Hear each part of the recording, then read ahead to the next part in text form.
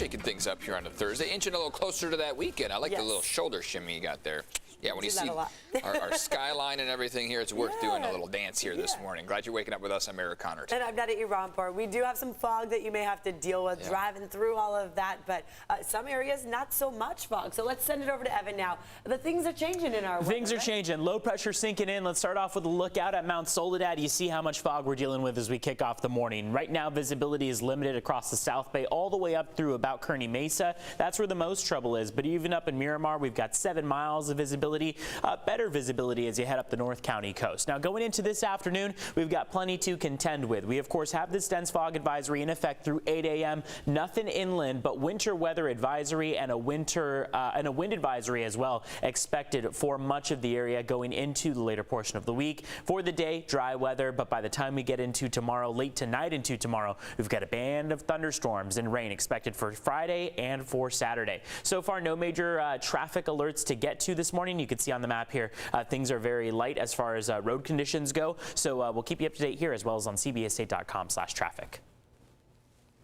Evan, let's talk about those crazy gas prices now. The average price of gas around town about to hit the $5 a gallon mark. In just the last day alone, it went up 8 cents, so we're now at $4.97 a gallon. I know, not the best news. No. We wish we didn't have to report it. Now the debate is growing about the gas tax. So here's CBS 8's Chris Groh joining us live in Escondido from a spot where you might find a decent deal or not at all.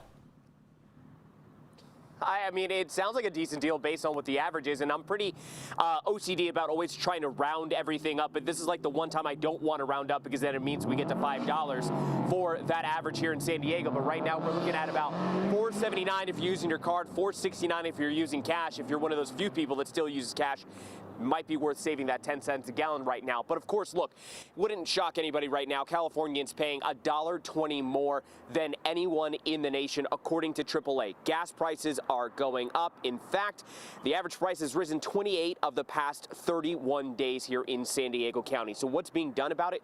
Well, Governor Gavin Newsom has proposed suspending an increase in the state's gas tax. You remember that gas tax that was passed by voters in 2017? That goes up annually. It's meant to collect revenue to improve infrastructure. It's at 51 cents per gallon right now, but it's supposed to go up in July. So the idea behind Governor Newsom's proposal is to eliminate that increase. However, there's actually pushback from some Democrats and most Republicans just for different reasons. Democrats, they don't think that the loss of revenue is going to do enough.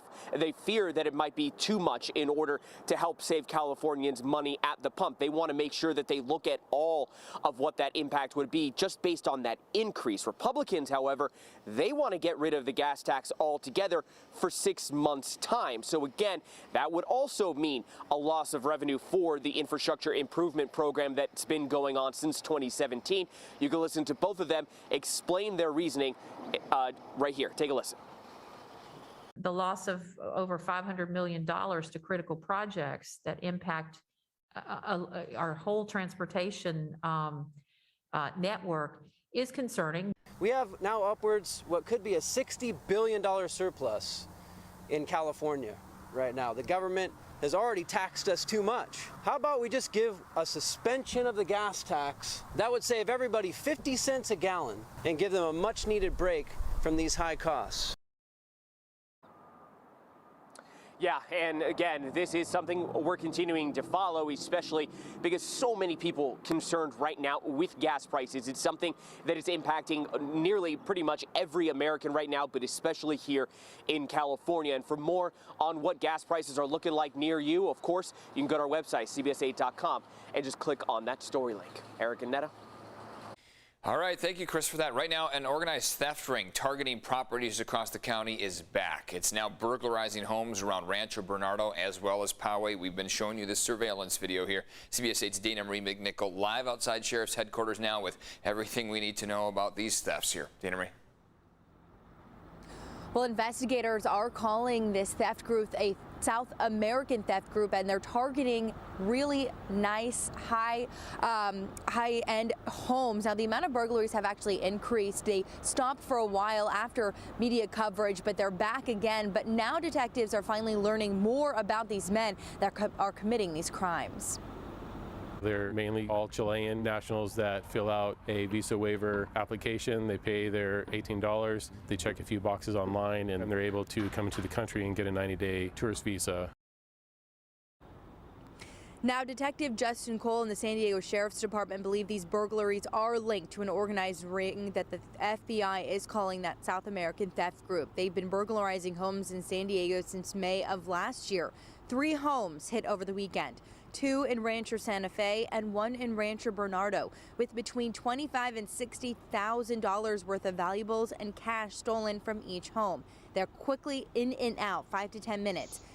They target homes that back up to a green belt, open space, hiking trail, or even a golf course. And typically they're targeting home to burglarize at certain hours. Detectives say most of the time the burglaries occur within the first 2 to 3 hours of sunset.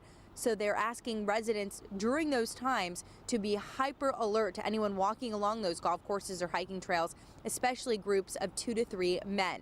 Now, detectives say those robbers are typically entering the home from the 2nd floor because they know many people have alarms on the 1st floor. They're targeting master bedrooms and closets because that's where so many people keep their valuables. So police are asking those, if you have an alarm system, to update that alarm system as well as put one on the 2nd floor. They also suggest getting a camera system around your home with detection that comes directly to your phone. So if any motion happens, you are alerted right away because, of course, they are seeing an uptick in these burglaries in North County. For more information on this story, you can head to CBS8.com. Live in Kearny Mesa at the Sheriff's Department, I'm Dana Marie McNichol. I'll send it back to you. Dana Marie, thank you so much. Important advice right there. Now, this morning, Ukraine and Russia expected to hold another round of peace talks. This all comes just over a week after Russia invaded Ukraine. It's not clear how many Ukrainian civilians have been killed, but the UN says at least 227 people have died, while the Ukrainian government says it could be as high as 2,000 people. Whoa.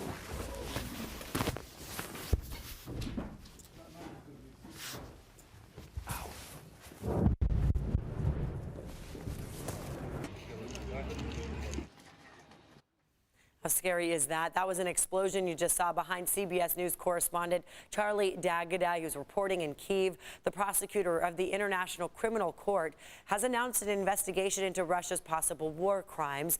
And tonight, Balboa Park's House of Ukraine will hold a prayer at the St. Mary Protectress Church that's in Spring Valley. It'll be at 7 p.m. A local spa owner trying to help as well by donating part of her proceeds and collecting supplies.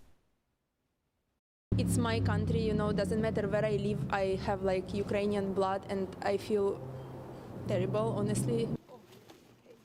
That is the owner of Kiwi Spa. She helped start a Facebook page called Help Ukraine Now San Diego. You can find a link to that at CBS8.com. The White House says it's time to stop letting COVID, quote, dictate how we live. They have outlined a new 4-pronged strategy here. First is protecting against and treating COVID. That includes allowing pharmacies to offer testing and treatment in the same visit. Second, preparing for new variants. Third, preventing economic and school shutdowns. And fourth, helping vaccinate people all around the world. The 96-page plan would require funding from Congress. Time now to send it over to Evan with all the weather changing now. I mean, when is the rain going to get here? It's starting off very gloomy. Yeah, that's right. So we have a low pressure system sinking in, and we're kind of seeing very incremental changes. The first change arrives this morning, and that is an increase in cloud cover, dense fog along the coastline, and about a 10 to 15 degree temperature drop compared to Wednesday afternoon. By the time we get to late tonight into early tomorrow morning, that's when the rain begins. So it'll start off with quite a punch. A band of thunderstorms that will arrive around 1 o'clock early tomorrow morning, and then we'll see showers all the way through the morning commute tomorrow. Those showers are going to linger all the way through Saturday and into early Sunday before we start to see changes about Sunday afternoon or so toward drier weather. But in anticipation for all of this wet weather, just on our Thursday today, we have a couple things to mention. First thing is that dense fog advisory along the coastline that will expire at 8 a.m. today. That's because visibility is limited to half a mile or less in some cases. That means it is a good idea to, of course, take caution on the roads for that morning commute, as visibility is most troubled from San Diego down through the South Bay.